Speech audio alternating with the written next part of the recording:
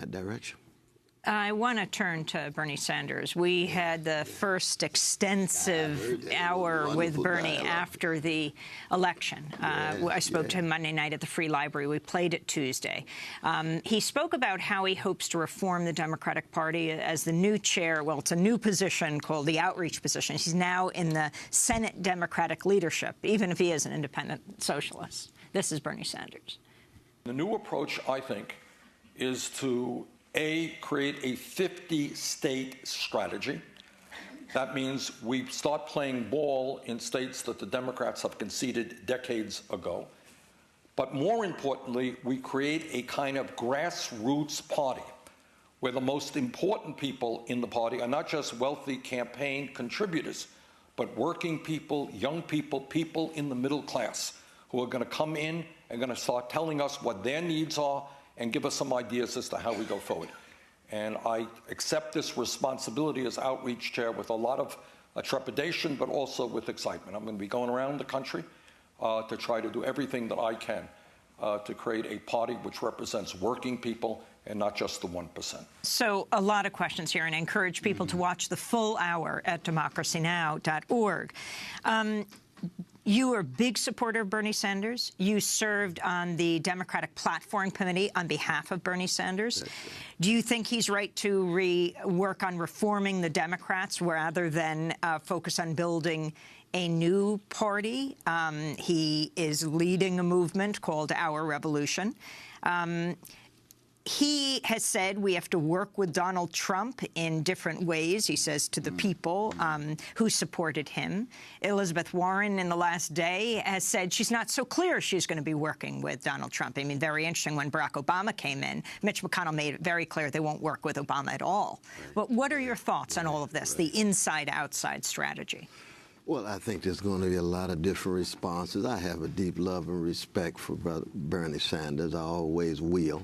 I don't always agree with him. I'm not convinced that the Democratic Party can be reformed. I think it still has a kind of allegiance to a neoliberal orientation. It still has an allegiance to Wall Street. The very victory of Nancy Pelosi is a sign that neoliberalism is still hegemonic in the party. I hope that Keith Ellison is able to present a challenge to it. But my hunch is, if he makes it as head of the Democratic National Committee. But my hunch is the Democratic Party is simply run out of gas. I mean, this was a party that couldn't even publicly oppose TPP when we debated that in the Platform Committee. And that's just one small example. Couldn't vote to stop fracking and so on. So that it's still so tied to big money. Even though Hillary Clinton had changed her position because of the pressure of Bernie Sanders on TPP? Exactly. And right there in the debates, they got the word from the White House. We didn't want to embarrass the president. Embarrass the president? What about the poor and working people who are dealing with the suffering? Is that less important than embarrassing the president? And they were very clear about that. And I pushed and pushed and pushed. Here's somebody that can't even talk about Israeli occupation, honestly. The president uses the language in 2009. They can't use it in the platform. Why? Because they tied to the lobby. They tied to APEC. So that when you have those kinds of restraints on you, these albatrosses around your neck, how are you going to be a party for the people?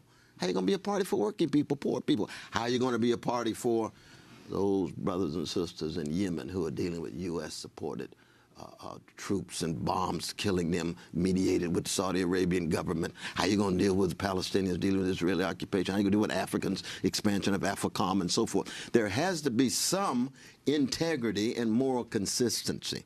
And unfortunately, the Democratic Party just strikes me as not being able to meet that challenge. But I'll work with Brother Bernie Sanders and others, both out of a love and because I know in his heart he's got a certain deep commitment to working people. But now, even as an independent socialist, he's behaving as a New Deal liberal. What does that mean?